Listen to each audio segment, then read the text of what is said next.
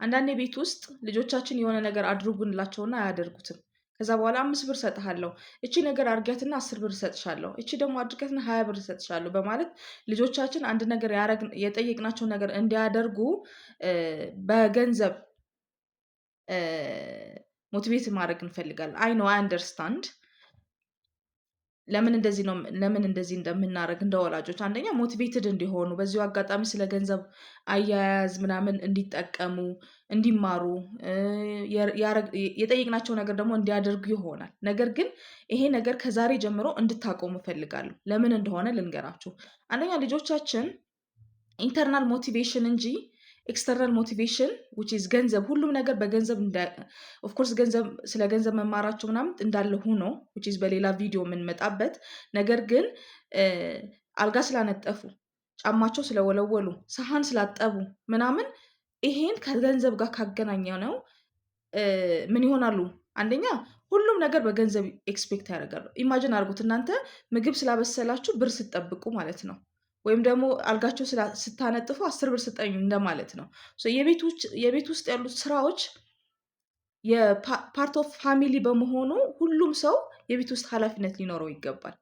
ከትንሽ እቃቸው ከመሰብሰብ፣ አሻንጉሊቶቻቸው ከሰብስቦ ከማስቀመጥ፣ ቦታ ከማስቀመጥ፣ ጫማቸው ቦታውን ማስቀመጥ ምናምን ይሄ የቤት ውስጥ ኃላፊነት ነው። ልጆቻችን ደግሞ ይሄ ማስተማር አለብን ኤጅ አፕሮፕሪየት በሆነ።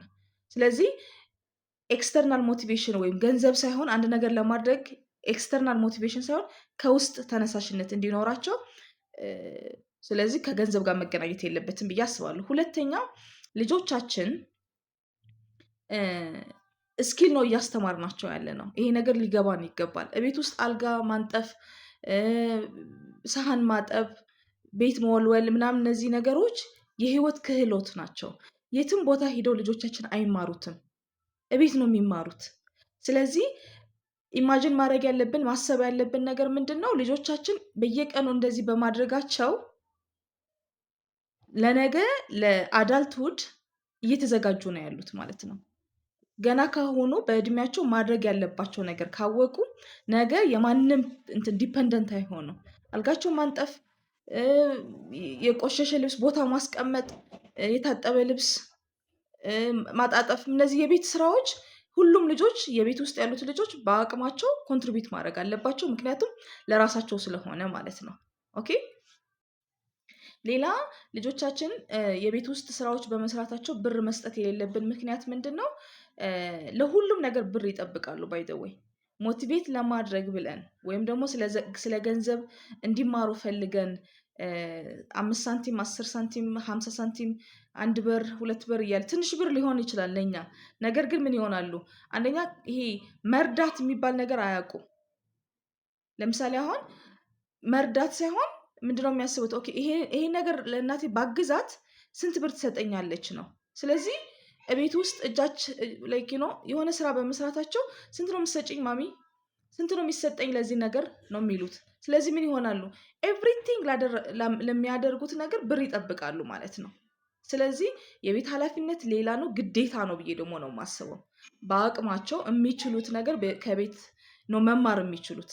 ሁለተኛ ደግሞ ኢንተርናል ሞቲቬሽን ነው፣ ኤክስተርናል ሞቲቬሽን አያስፈልጋቸውም። ምክንያቱም ሁሉም ነገር ኤክስተርናል ይሄ ገንዘብ ሞቲቬት ሊያደርግን አይገባም።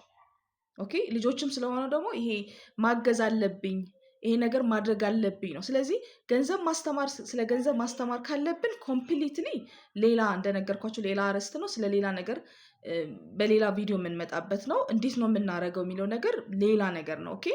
ቤት ውስጥ ያሉ ስራዎች ግን የትም ቦታ ቢሄዱ ልጆች አልጋ ስላነጠፉ አልነስራቸው ኬረር ካልሆነ በስተቀር አልጋቸው ስላነጠፉ ጎበዝ ሊባሉ አይገባም ብዬ አስባለሁ። በቃ የቤት ውስጥ ስራዎች ማገዝ አለባቸው በእድሜያቸው ማለት ነው።